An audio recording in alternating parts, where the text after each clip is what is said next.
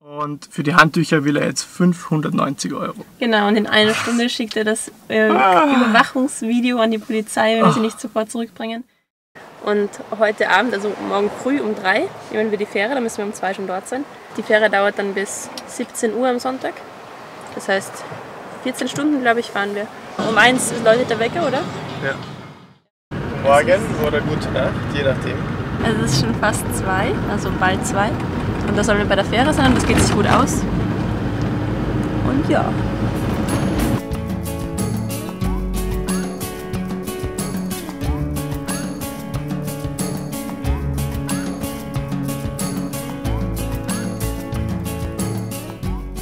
So, wir haben uns jetzt da hingestellt, los zur Fähre.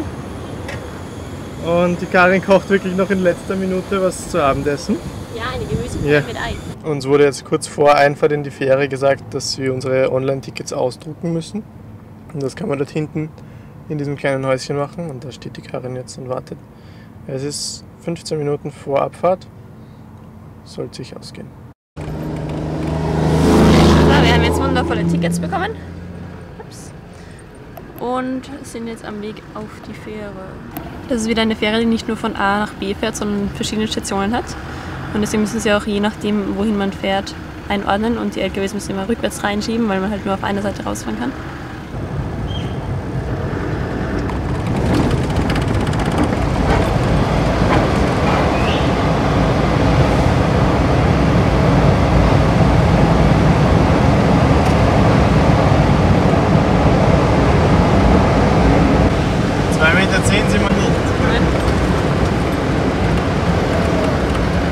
Kurze Unklarheit und es geht weiter. Das hatten wir schon so oft auf den Fähren, dass die einen nicht wissen, was die anderen sagen. Ja.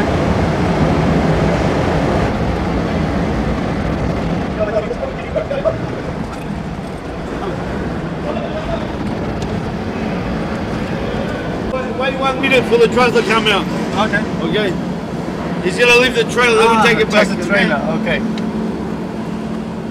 Oh, da hat so eine Scheißluft.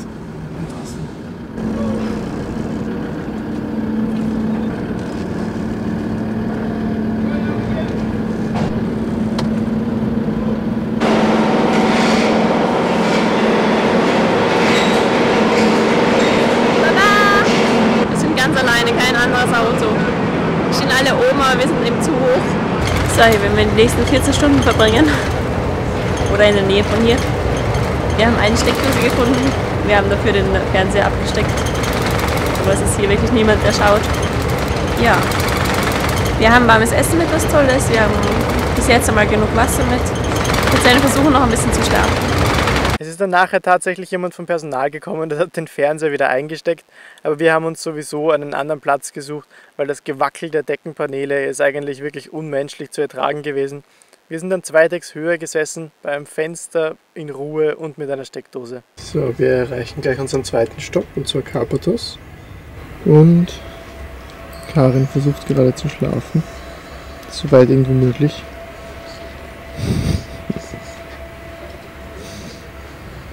Und so wie es ausschaut, wird das Riesenfährschiff römisch-katholisch anlegen, also dass der Bug nicht von Leinen, sondern von den 2 Ankern gehalten wird. Das ist angeblich recht typisch für Griechenland, habe ich mal gelesen. Und an der Mole kann man eben nicht anders festmachen. Das ist ganz cool.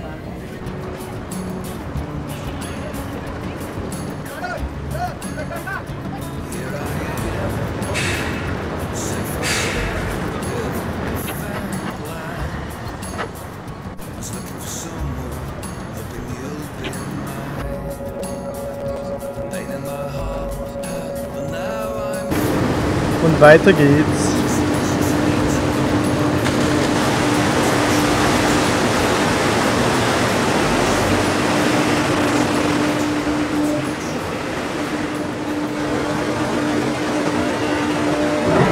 Ich mache gerade Untertitel für DAI 43 und es ist 11 Uhr. Das heißt, wir haben noch 6 Stunden, wir haben schon über die Hälfte, das ist okay. Und Aussicht ist schön, Wetter ist schön. Ja, genau. Wir sind zwischendurch immer die andere Insel auch, weil sie von einer Insel zur anderen fährt und wir dann erst im Heraklion aussteigen. Ganz nett. Und unsere Plätze sind auch super. Mit Strom und Aussicht.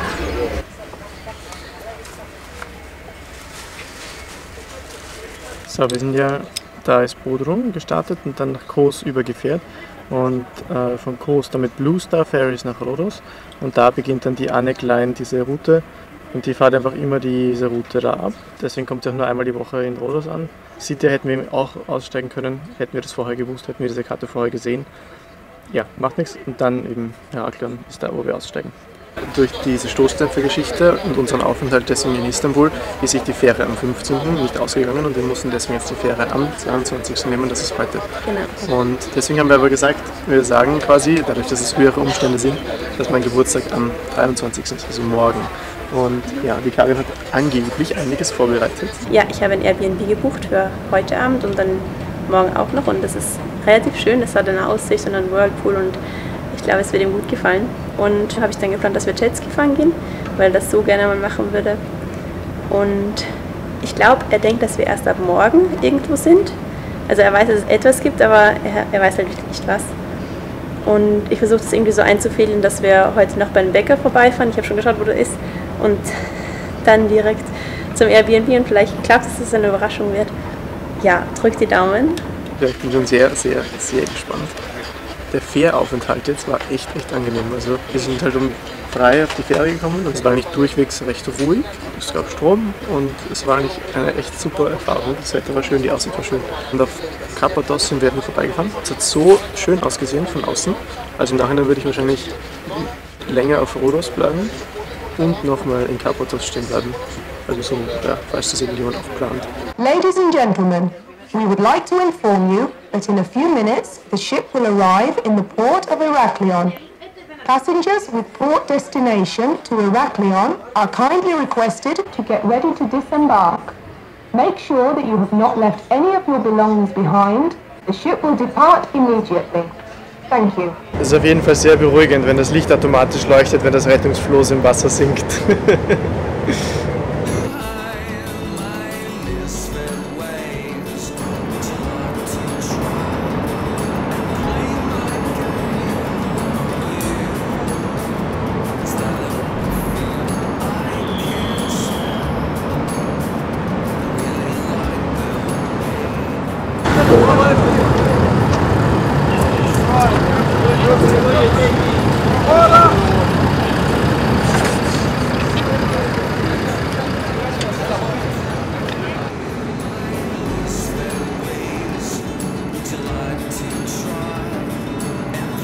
Wir sind jetzt bei einer Tankstelle abgefahren und ich habe dem Dani gesagt, er muss kurz die Augen zumachen und dann fahren wir in die andere Richtung weiter.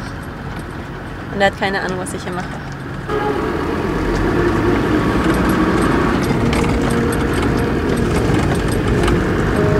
Okay, bitte stell dich einmal dorthin. Ich habe die Augen zu, die Kamera läuft. Perfekt.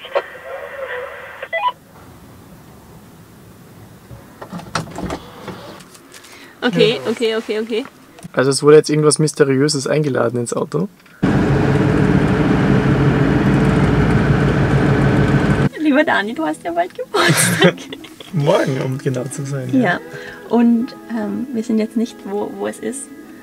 Und ich gebe dir etwas.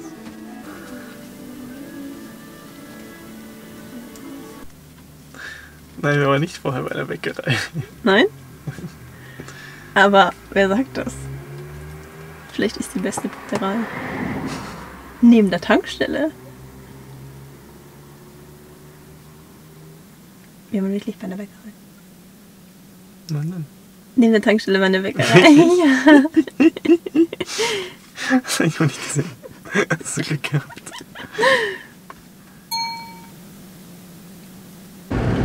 Also in der Karte stand, es gibt einen Whirlpool und eine warme Dusche.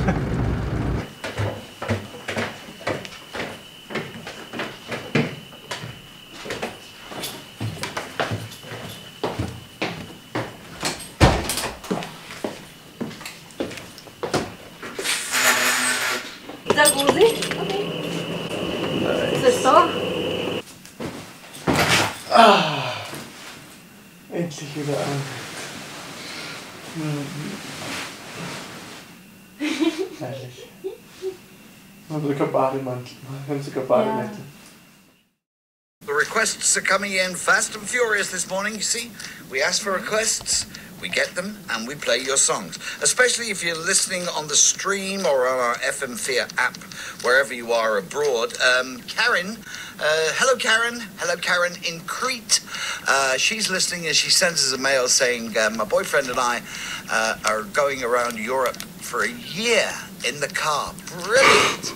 And they're listening to FM4 through the app. She says today it's Danny's birthday and we'd be very, very happy if you could play something from Beirut. Can we play something from Beirut? Yeah, there we are. The man said yes, Karen. Yeah.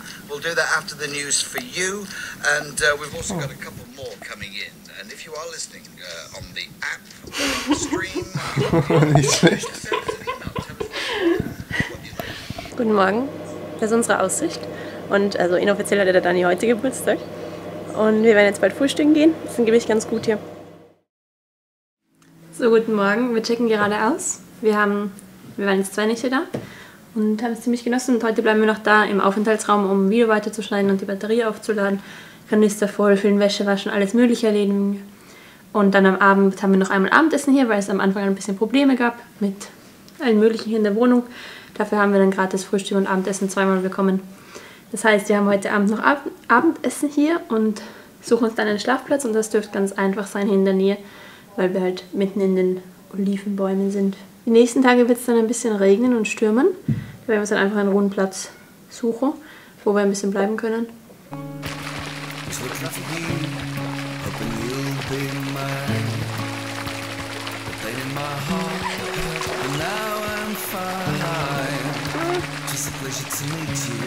It was rather hard to try to hide my misfit ways.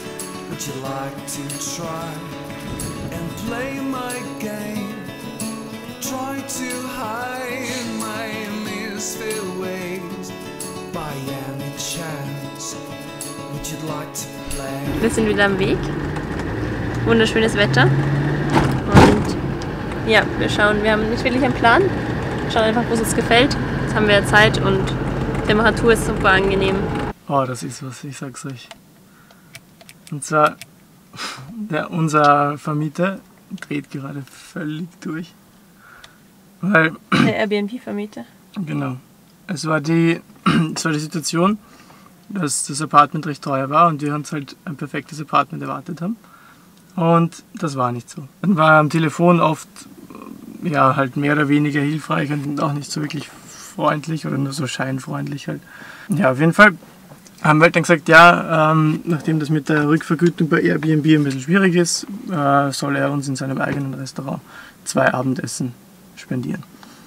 Und darauf hat er dann eingewilligt. Also wir haben 2 Nächte verbracht und 2-mal Frühstück dort gehabt.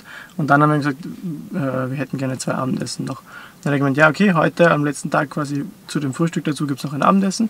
Aber das zweite Abendessen kann es nicht geben, weil im Restaurant halt niemand ist und nur für uns kommen mag er auch nicht. Aber er kann uns ein Frühstück geben. Gut, dann haben wir gesagt, okay gut, ein Abendessen, ein Frühstück noch dazu.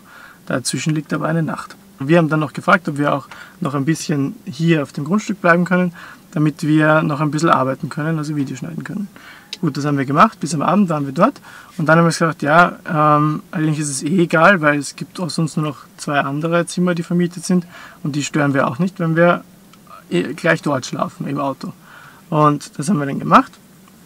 Und in der Früh sind wir dann zum Frühstück gekommen, hat er uns angerufen. Zuerst hat er gemeint, wenn wir fahren, dann hat er gesagt, ja, wir fahren eh bald. Dann hat er aufgelegt und dann hat er nochmal angerufen, wie oft wir gewaschen haben. Ich habe gesagt, 2-mal haben wir gewaschen. Er hat gesagt, okay, einmal waschen kostet 10 €, er kriegt noch 20 € von uns. Aus dem Nichts, wirklich, weil wir haben 2-mal Wäsche gewaschen, weil die Karin, bevor wir das gebucht haben, gefragt hat, ob es eine Möglichkeit gibt, die Wäsche zu waschen. Und dann hat aber er schon aufgelegt, weil ich wollte dann noch sagen, dass es halt nicht fair ist. Gut, und dann haben wir uns zusammengepackt, haben ohne die 20 € zu begleichen, sind wir gefahren. Und ja, kurz danach hat er uns wieder angerufen, dann ist er mehr oder weniger ausgezuckt und hat uns halt beschimpft, aber ja, gut. Auf jeden Fall hat er gemeint, ja, er schaltet die Polizei ein, er schaltet die Polizei ein, er schaltet die Polizei ein. Ich gesagt, ja gut, kann er machen, wir haben nichts Verbotenes getan, weil er dachte ursprünglich, wir sind in dem Apartment, haben wir nochmal geschlafen, wo wir ursprünglich gewohnt haben. Haben wir aber nicht. Das heißt, wir haben quasi nur im Auto auf seinem Grundstück übernachtet. Und das auch nur, weil wir ja am nächsten Tag noch ein Frühstück gut hatten. Ja, und jetzt kommt der Gipfel. jetzt kommt auf einmal, dass wir so gut wie alle Handtücher gestohlen haben. Ja. Und für die Handtücher will er jetzt 590 €. Genau, und in einer Stunde schickt er das Überwachungsvideo an die Polizei, wenn wir sie nicht sofort zurückbringen. Und ich habe ihm jetzt geschrieben, wir haben von ihm nichts genommen, wir haben vom Grundstück nichts genommen, wir haben ihm nicht wehgetan. Er soll bitte friedlich sein. So ein Idiot. Ich meine, er war mir schon von Anfang an unsympathisch. Ja. Aber was ist das, Leute? Und dann hat er gesagt, ja, und er ruft die Polizei an und dann die Grenzpolizisten, dann wenn wir mit der Fähre runterfahren wollen von der Insel, die wissen das und wir kommen nicht mehr runter von der Insel. Und vor allem das Problem ist halt, weißt du, diese Insel ist so klein. Das heißt, ich nehme an, dass halt viele Leute viele kennen und ich will halt einfach nicht, ich will einfach nicht mit diesen Idioten mich da rumschlagen müssen, ja, weil ich meine, wir haben halt wirklich nichts großartig Verbotenes gemacht. Ja. Also ich meine, gut, es war verboten, in unserem Auto auf seinem Grundstück noch zu bleiben, obwohl wir schon ausgecheckt haben. Vor allem, es ist einfach, das Problem ist halt, er steigert sich da so rein und keine Ahnung, am Ende sagt er noch, wir haben seinen Hund entführt. Das würde ich ihm alles zutrauen und wow, das ist so schwierig, sich mit so Idioten rumschlagen zu müssen. Wir haben jetzt ein bisschen mit unseren Müttern telefoniert und umso öfter wir es erzählen, umso absurder wäre das, weil, ja, ich habe ihm dann eben geschrieben, wir haben nichts von ihm oder seinem Besitz genommen, wir haben ihm nicht wehgetan, er soll friedlich sein eben. Und dann hat er nochmal zurückgeschrieben, ja, the fact is different, also die Fakten sind andere. Also er weiß sozusagen, dass wir Handtücher gestohlen haben im Wert von 590 €, wir haben kein einziges Handtuch genommen. Ja, meine Mama hat noch gesagt, wenn wir uns wirklich unwohl fühlen, können wir jetzt zur Polizei gehen und sagen, wir wissen jetzt nicht, was wir tun sollen.